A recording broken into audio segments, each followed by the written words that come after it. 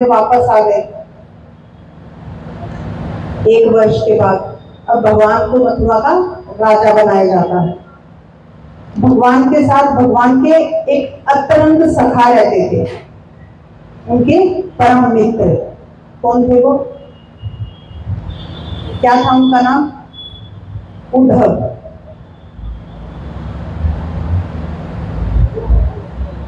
और उद्धव जी जो है वो उनके परम मित्र तो थे ही, दिखते भी भगवान जैसे थे। उनको इतने समान दिखते थे कि अगर उद्धव जी को दूर से चलते हुए आते हुए देख ले कोई, तो उनको लगता था कि कृष्ण आ रहा है। इतने एक जैसे समान दिखते थे वो।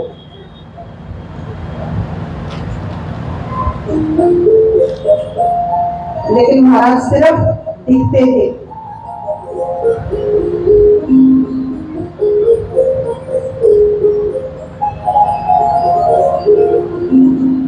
उद्धव जी महाराज बहुत बड़े ज्ञानी थे, बहुत ज्ञान प्राप्त था उनको। उद्धव जी ने देवता के जो गुरु हैं बृहस्पति जी, उनसे शिक्षा प्राप्त की थी, उनसे ज्ञान ग्रहण किया था। उनमें एक कमी थी बस। किस चीज की? प्रेम की। उद्धव जी हर बात को, हर परिस्थिति को सिर्फ ज्ञान से देखते थे, उनमें प्रेम बिल्कुल भी नहीं था। और ज्ञान से ऊपर वो किसी चीज को मानते नहीं थे। लेकिन भगवान जानते थे कि ज्ञान से भी ऊपर जो है वो है प्रेम, सच्चा प्रेम। हमारा और आपके जैसा नहीं महाराज, निस्वार्थ प्रेम।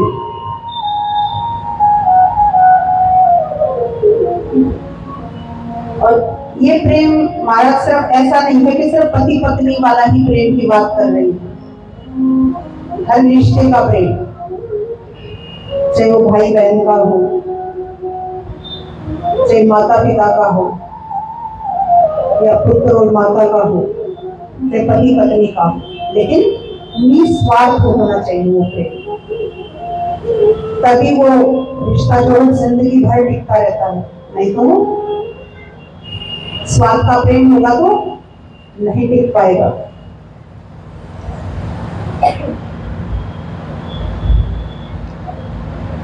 तो भगवान यही बात उद्धव जी को समझाना चाहते थे, लेकिन भगवान जी को कोई मौका नहीं मिल रहा था उनको समझाने के लिए कि उनको किस तरह से समझाएं, प्रेम का महत्व कैसे उनको बताएं। भगवान की इच्छा थी कि ये हुबहू मेरे जैसा दिखता है, ज्ञान भी मेरे जितना है, लेकिन कमी एक प्रेम की है। तो ऐसा मैं क्या करूं जो ये मेरे जैसा बन जाए। तो उनको लग रहा है कि देखिए भगवान जिसको अपनाते हैं ना, तो उसको इतना अपना लेते हैं कि एक कमी भी उनको उसकी बर्दाश्त नहीं होती। उसको सब कुछ लुटा देना चाहते हैं भगवान।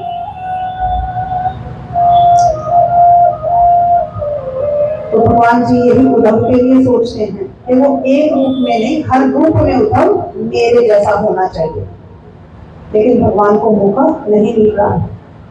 अब यहाँ भगवान राज्य संभाल रहे हैं। अब उनको ब्रज की लेकिन बहुत याद आती है महाराज, बहुत मतलब बहुत ज्यादा। तो वो इसलिए ज्यादा किसी से बात नहीं करते हैं इस बारे में, लेकिन उनको मन ही मन बहुत याद आती है ब्रज। देखिए अगर कोई माँ बाप यहाँ बैठे होंगे जिनके बच्चे बाहर पढ़ते हैं या बाहर काम करते हैं घर से दूर जाकर, तो ये दोनों ही तरफा होती है कि याद तो आती है दोनों को, एक दूसरे की, बच्चों को भी और माँ बाप को भी। लेकिन कभी कभी कुछ एक ऐसा दिन हो जाता है कि उस दिन बहुत ज्यादा याद आती है और ऐसे भाव उमड़ते हैं मन में कि बस ऐसा लगता है कि आज बस वो दिख जाए, आ जाए आज।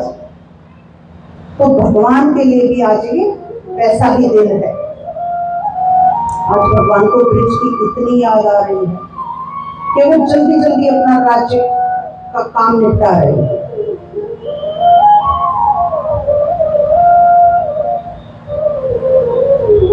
अब आप बैठ जाएं सब, अब हम उस प्रसंग में प्रवेश करने वाले हैं।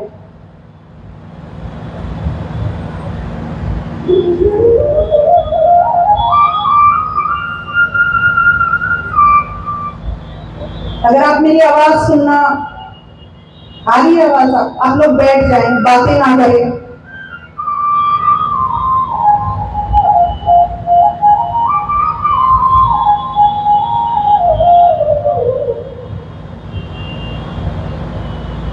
बीस 25 मिनट, ज्यादा से ज्यादा आधे घंटे का बस प्रसंग है ये, लेकिन इसको भागवत का हृदय कहा गया है, तो इसको ध्यान से सुने।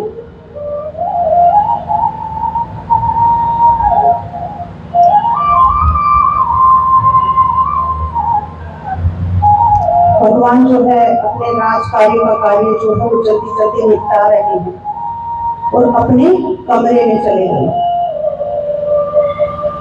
और भगवान के कमरे में जो है मानो जी बहुत बड़ी खिड़की थी, उस खिड़की से यमुना नदी दिखती थी। अब यमुना नदी का तट देख रहे हैं भगवान, उस खिड़की के ऊपर जाकर खड़े हो जाते, एक टक देख रहे हैं भगवान वहां पर, बस आज मुझे कोई दिख जाए, अरे नंद बाबा दिख जाए, यशोदा मैया दिख जाए, अरे कोई गोपी भी दिख जाए, कोई ग्वाला दिख जाए, कोई तो दिख जाए। भगवान खड़े हैं, पुराने दिन याद कर रहे हैं, क्योंकि भगवान को बहुत समय हो गया है, तो कई नए ग्वाले भी आ गए हैं, भगवान उनको देख रहे हैं। और कुछ ग्वाले जो हो गईया चलाकर लौट रहे हैं। जैसे आप पुराने स्कूल जाते हैं तो आपकी यादें ताजा हो जाती हैं, ये क्लासरूम था, हम ये खाते थे, यहाँ बैठकर एक साथ सारे मित्र बैठकर खाना खाते थे। तो भगवान की आंखों के आगे भी वही समय घूमने लगता है। तो जैसे ही भगवान ग्वाले को घर लौटते हुए देख रहे हैं, तुम उसे 8 बार भोजन कराती हो। यहाँ मैंने उसकी थाली में एक दिन गोरस से बनी एक मिठाई रखी, तो कन्हैया ने उस थाली को हाथ जोड़ा और खड़ा हो गया, थाली छोड़कर चला गया। कहता है कि देवकी माता से कहना मेरी थाली में गोरस से बनी कोई भी चीज ना रखे, मुझे अपने ब्रज की याद आती। अब यशोदा मैया इससे ज्यादा सुन ही नहीं पाई, वो बेहोश हो गई। ये इतनी ही देर आराम करती है जितनी देर बेहोश रहती है, वरना पागलों की तरह घूमती है। और वो क्या है,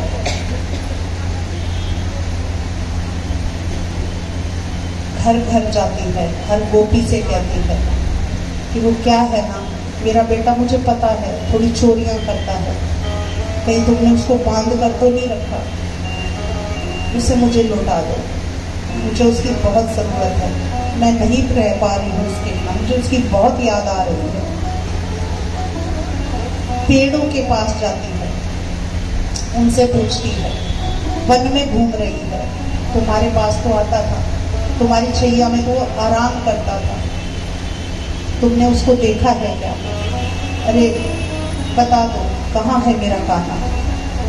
गोवर्धन पर्वत से पूछती है, अरे तुम्हारी तो उसने रक्षा की थी, तुम्हारी तो पूजा करवाई है उसने, तुम ही बता दो क्या मेरे पुत्र को देखा है? कान्हा कान्हा कान्हा कान्हा करती है, घर घर घूमती है और फिर बेहोश हो जाती है। और उद्धव जी को याद आता है कि वो क्या करने आए हैं। उद्धव जी कहते हैं, बाबा ये सब तो ठीक है, लेकिन आप एक बात भूल गई है। क्या? कि आप बहुत सौभाग्यशाली हैं जो कृष्ण ने आपके घर में जन्म लिया। अरे वो भगवान है,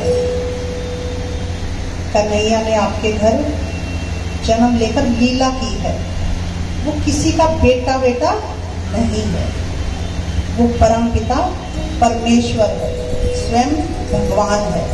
तो आप रोना धोना छोड़कर उसे ज्ञान मार्ग से पाने का प्रयत्न करो। नंद बाबा कहते हैं कि मैंने तो तुम्हें बड़ा समझदार बालक समझा था, पर तुम तो इतने साधारण से बालक निकले। क्या बोला कि वो किसी का बेटा नहीं है, अरे वो भगवान है। अरे भगवान जैसी एक लक्षण नहीं है उसके अंदर। नंद बाबा कहते हैं कि भगवान है तो क्या भगवान का पेट होता है? क्या भगवान को भूख लगती है? भगवान तो खुद अन्न का भंडार है। अरे वो अपना पेट पकड़कर कैसे पैर पटक पटक के रो सकता है कि मैया मुझे खाना दो, मैया मुझे खाना दो। वो तो स्वयं अन्न का भंडार है। अरे मैंने कन्हैया को भूख से बिलखते देखा है और तुम कहते हो भगवान है। जब तक यशोदा उसे खाना नहीं देती थी वो रोता रहता था, रोता रहता था। भगवान कहते हैं तुम कह रहे हो कि सत्य की राह पर चलो। भगवान तो यही कहते हैं कि सत्य की राह पर चलो। मैं भी आपको यही बता रही हूँ, भागवत में यही वर्णित है कि सत्य सत्य ही भगवान है, सत्य की राह पर चलो। और तुम उसे भगवान कह रहे हो। अरे मेरा बेटा तो बात बात पर झूठ बोलता था, चोरी करता था, और तुम उसे भगवान कह रहे हो। नंद बाबा ने कहा चलो मान लिया, तुम्हारा कथन है कि वो भगवान है।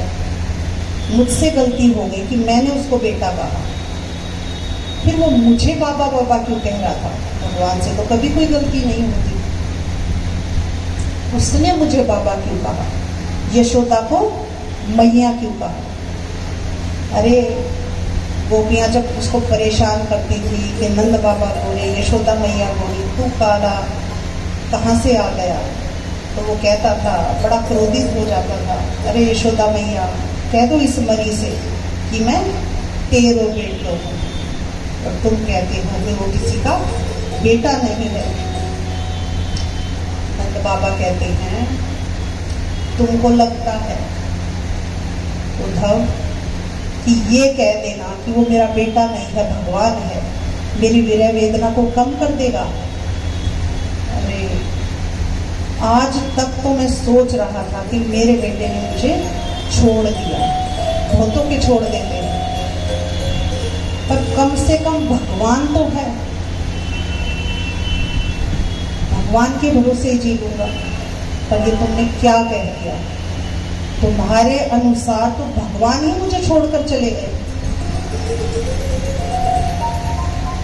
देखिए महाराज, हम भी यही कहते हैं कि संसार का सहारा ना लो, सहारा ठाकुर जी का लो। लेकिन उद्धव के कथन के अनुसार तो भगवान ही उन्हें छोड़कर चले गए नंद बाबा को। और नंद बाबा कहते हैं उद्धव को, अब मैं कहाँ जाऊँ?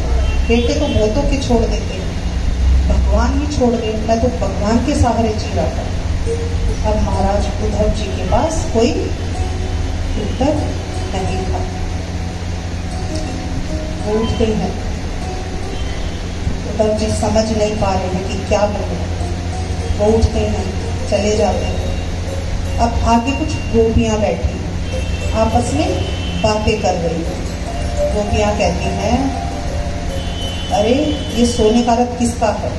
दूसरी ने कहा, तुम्हें याद नहीं, तो क्रूर जी इसी रथ में आया था जब हमारे कृष्ण जी को लेकर गया, तो अब क्या लेने आए?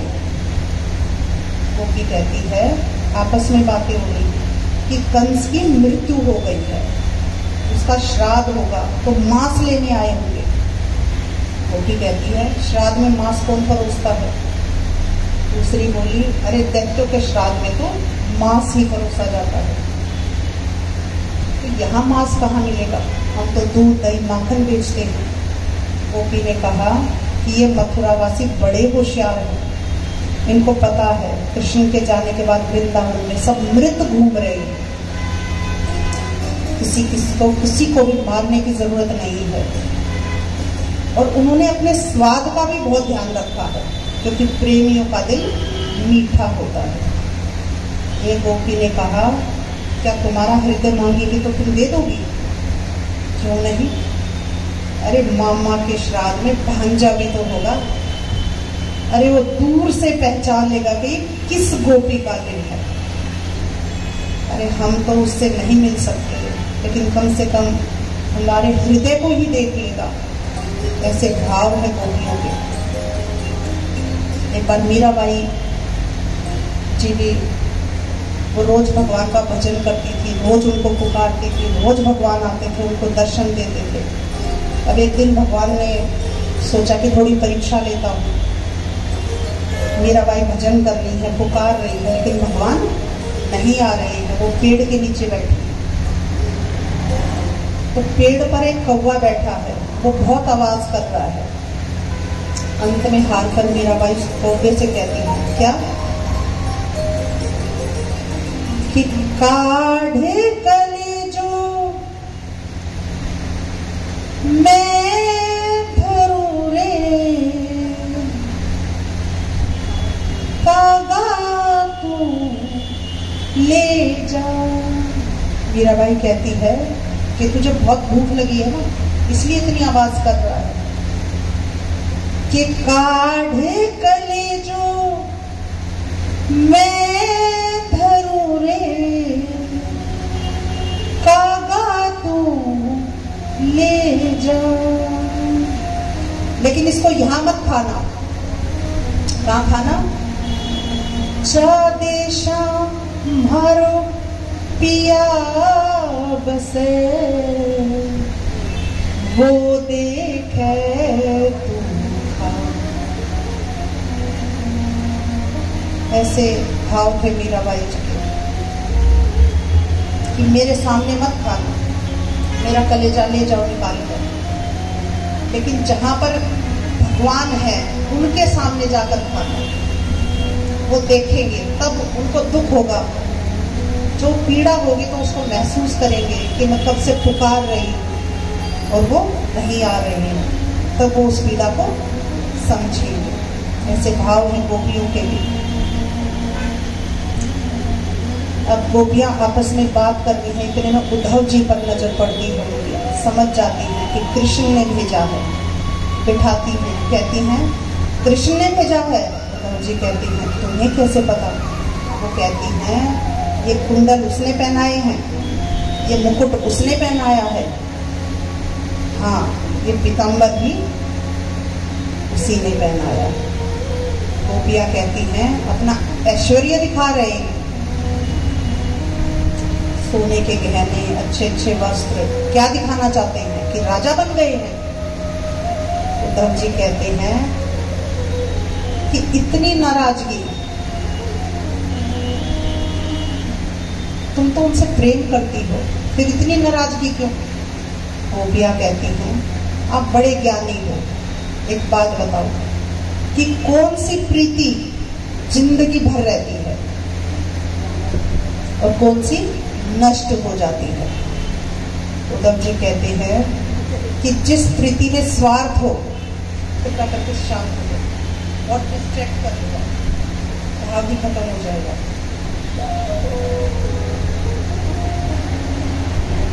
उद्धव जी कहते हैं जिसमें स्वार्थ नहीं वो जिंदगी भर रहती है। गोपियां कह रही हैं फिर हमारी प्रीति क्यों नष्ट हो गई? हमें तो इतना भी स्वार्थ नहीं था कि वो वापस में हमारे प्रेम के बदले कुछ दे। हमने तो कुछ नहीं चाहा, फिर हमारी प्रीति क्यों नष्ट हो गई? उद्धव जी कहते हैं कि तुम ये रोना धोना, ये शिकायतें करना, ये सब छोड़ो। वो एक शक्ति है, उसका कोई रूप नहीं है, उसके कोई हाथ नहीं है, कोई पैर नहीं है, कोई आंख नहीं है। तुम उसे ज्ञान से प्राप्त करो। गोपियां कहती हैं कि अगर आंखें नहीं है तो यशोदा मैया इतना मोटा मोटा काजल किसके नैनों में लगाती थी? अरे तुम कहते हो कि पैर नहीं है तो हमारी गैयों को चराकर कौन लाता था? अरे हाथ नहीं है तो हमारी मटकियां किसने फोड़ी है? अरे इतनी मुश्किल से तो हमने उसमें प्रेम रस भरा है और तुमने उसको रूखा सूखा बना दिया। उद्धव जी कहते हैं कि अरे ज्ञान मार्ग पर चलो, अपना मन अपना दिल ज्ञान मार्ग पर लगाओ। गोपियाँ कहती हैं आप बहुत ज्ञानी हो ना? हाँ हूँ। तो एक बात बताइए कि दिल कितने होते हैं एक मनुष्य के पास? उद्धव जी कहते हैं एक। तो वो तो कब से कृष्ण को दे दिया, अब दिल होगा तो उसको कहीं और लगाएंगे।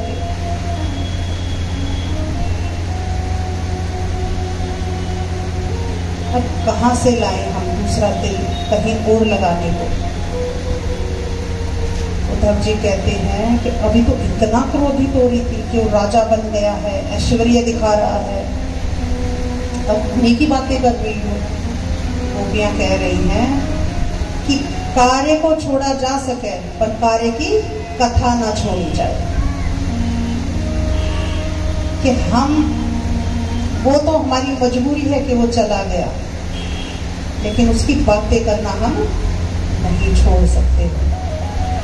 हम उसी की बातें करते हैं, उसी के सहारे जीते हैं, उसकी बातें कर करके। गोपियां कहती हैं कि हमें पता है उद्धव जी आपको हमारी बातें समझ में नहीं आ रही। अरे तुम्हें क्या किसी को नहीं आती? हमें सब पागल कहते हैं, लेकिन हमें किसी को समझाना नहीं है, क्योंकि हमारी बात या तो हम समझें या हो जाए। गोपियां उद्धव जी को समझाती हैं, कहती हैं क्या?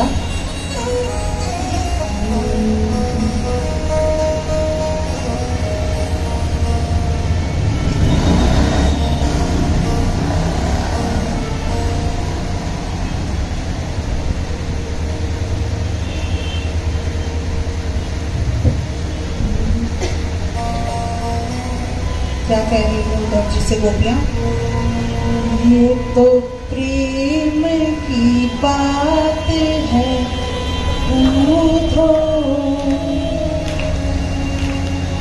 बंदगी तेरे बस की नहीं है। ये तो प्रेम की बात है बंदगी तेरे बस की नहीं है। यहाँ सर के होते हैं सोने, यहाँ करने के होते हैं सोने।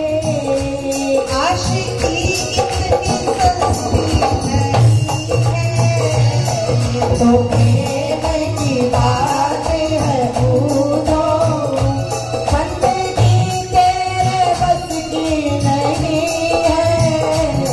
ये तो प्रेम की बात है बूढ़ो।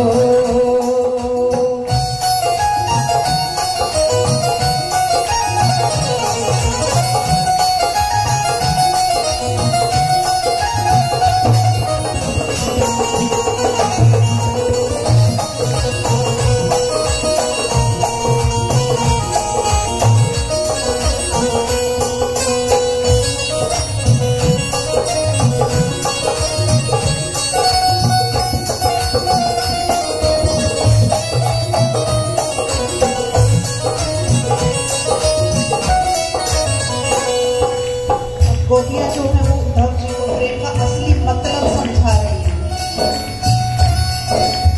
वो कहती हैं कि हम ऐसे नहीं है कि हमने जोत जलाई आरती की, हमारे पास इतना समय नहीं है उनको याद करने का। क्या कहती है गोपियां? प्रेम वालों ने कब वक्त पूछा, उनकी पूजा में सुन ले उद्धव। प्रेम वालों ने कब वक्त पूछा,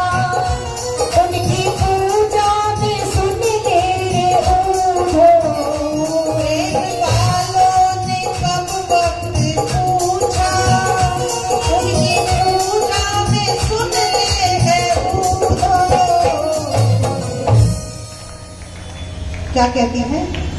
यहाँ दम दम पे होती है पूजा, यहाँ दम दम में होती है पूजा। वो क्या कहती है? दम दम मतलब हर सांस में, वो हर सांस में नाम लेती हैं। पूजा अर्चना करने का समय नहीं है उनके पास, वो तो जितनी सांसें ले रही हैं उनमें कृष्ण है। तो क्या कहती है? यहाँ दम दम पे होती है पूजा, यहाँ दम दम पे होती है पूजा। सर झुकाने की फुर्सत नहीं है, दम में होती है पूजा। सर झुकाने की फुर्सत नहीं है, ये तो प्रेम की बात है।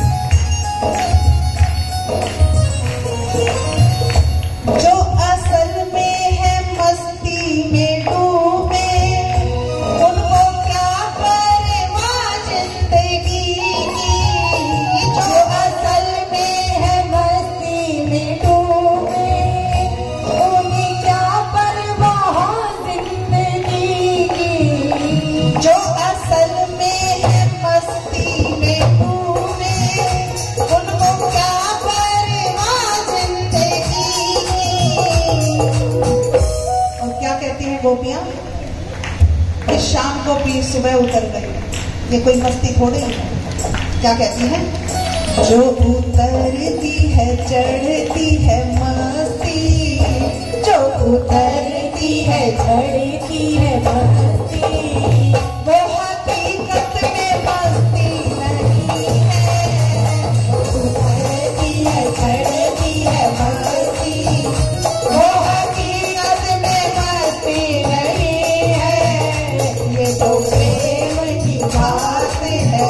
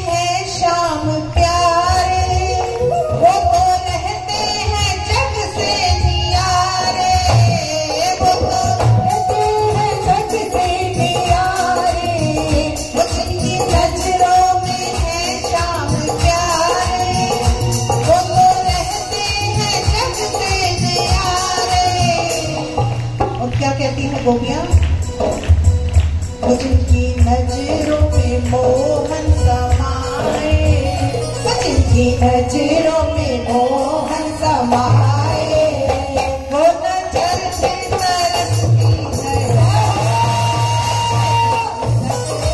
मोहन समाए, वो नजर फिर तरसती नहीं है, ये तो प्रेम की बात है।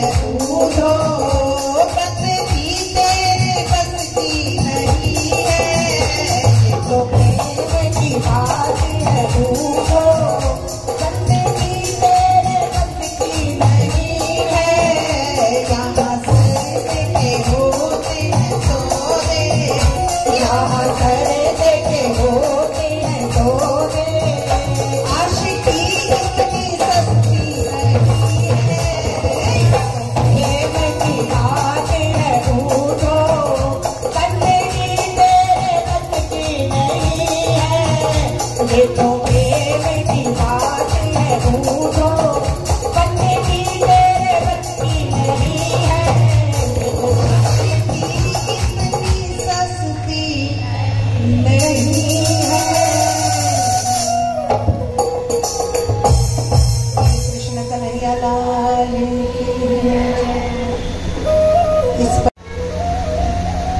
मैया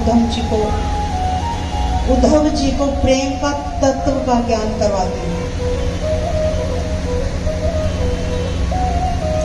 और मुझे नहीं पता महाराज मैंने प्रसंग कैसा सुनाया, आप लोगों के भाव को, मन को छुआ या नहीं छुआ।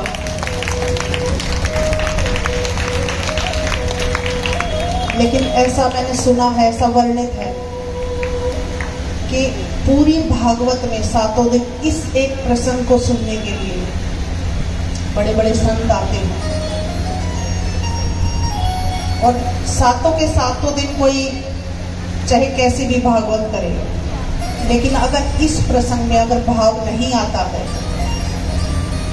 तो भागवत करने का कोई फायदा नहीं है, ऐसा कहते हैं। बोली कृष्ण कन्हैया लाल की जय।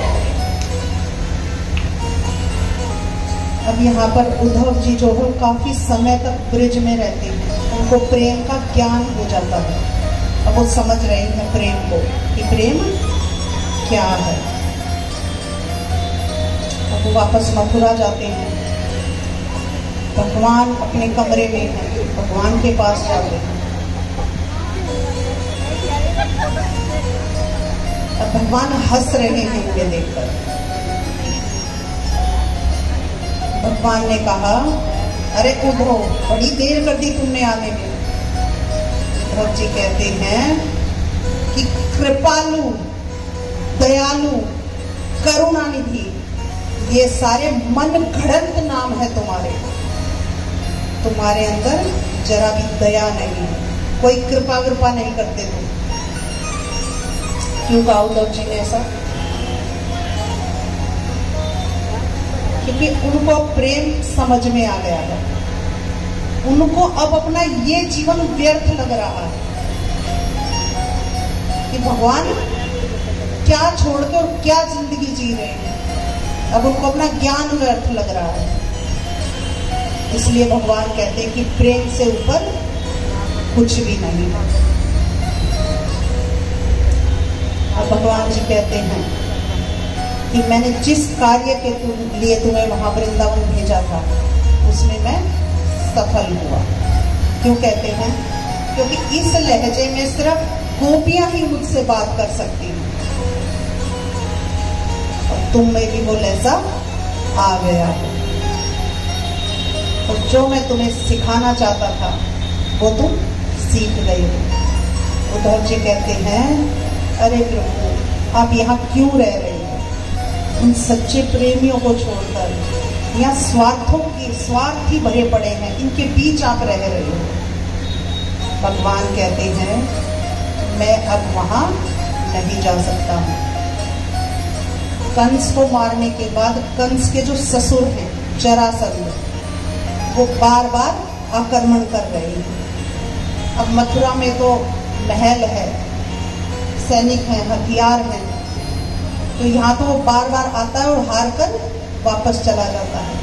लेकिन वृंदावन में तो ऐसा कुछ भी नहीं है, बस एक आक्रमण और पूरी ब्रज भूमि को वो नष्ट कर देगा। अरे आप नहीं जा सकते, लेकिन आप कभी कभी तो मिलने जा सकते हो, चले जाया करो कभी कभी मिलने। भगवान कहते हैं कि अगर जरासंध को खबर लगी कि मेरी प्रीति वृंदावन से है, देखिए राजा पर सबकी नजर रहती है, तो वो मुझे मानसिक पीड़ा देने के लिए ब्रज पर हमला करेगा, वहां पर के लोगों को परेशान करेगा। तो उद्धव जी कहते हैं, उनको यहां बुला लीजिए, यहाँ तो सब कुछ है। भगवान कहते हैं ये तो और गलत है। क्यों? क्योंकि वहां पर मैं एक ग्वाला था, ग्वालों की जूठन खाता था। यहाँ पर ये चीजें, यहाँ मैं राजा हूं, अगर अभी वैसा व्यवहार करने लगा तो बहुत अटपटा हो जाएगा महाराज।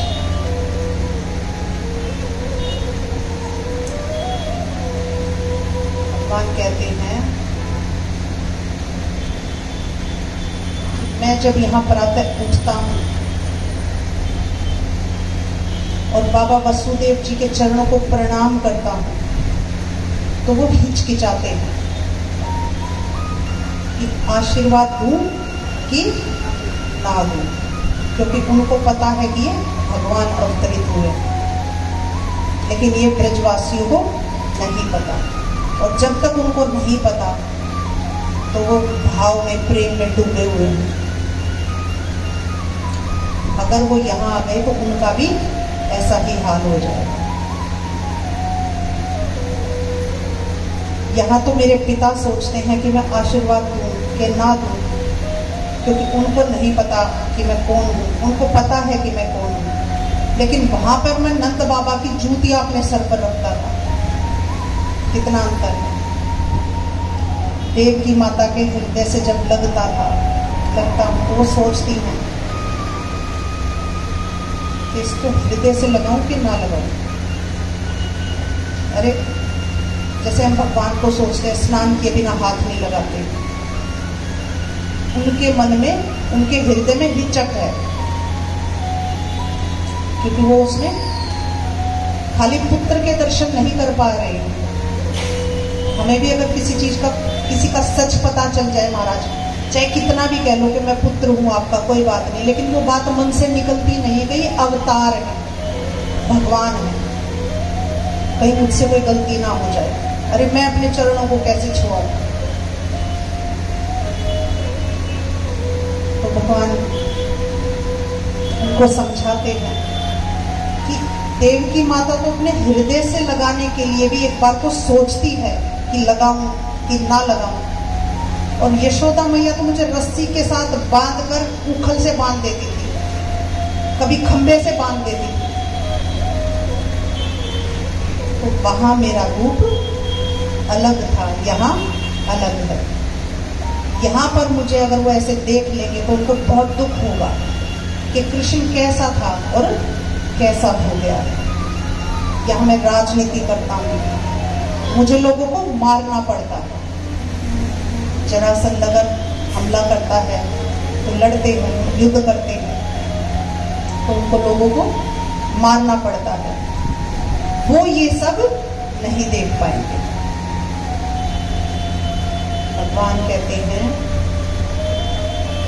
कि आज भी, जब भी, जहां चाहे, चाहे यशोदा मैया हो, चाहे गोपियां हो, जब वो मुझे याद करके रास्ते में चलते चलते जो मूर्छा को प्राप्त हो जाती है, तो मैं स्वयं उनको उनके घर तक पहुंचाता हूँ।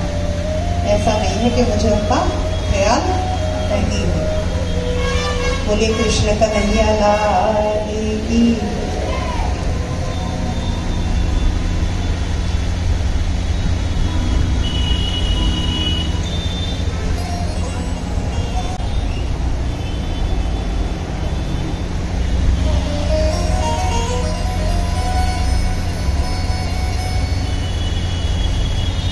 भगवान समझा रहे हैं उद्धव जी को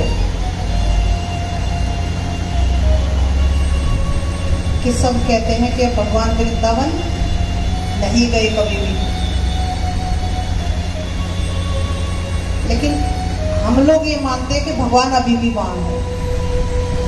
तो भगवान यही बता रहे हैं कि आज भी वहां की गोपियों, मेरी माता के, अगर कोई भी परेशानी, कोई भी दुख आता है, वो मुझे याद करते हैं। अगर वहां पे उस भूमि पर जाकर, तो मैं स्वयं जाता हूँ उनको, उनकी परेशानियों को हरने के लिए, उनको उठाकर अपनी गोद में घर तक पहुंचाने के लिए। तो आज भी मैं वहां ना होने के बावजूद वृंदावन में वास करता हूँ।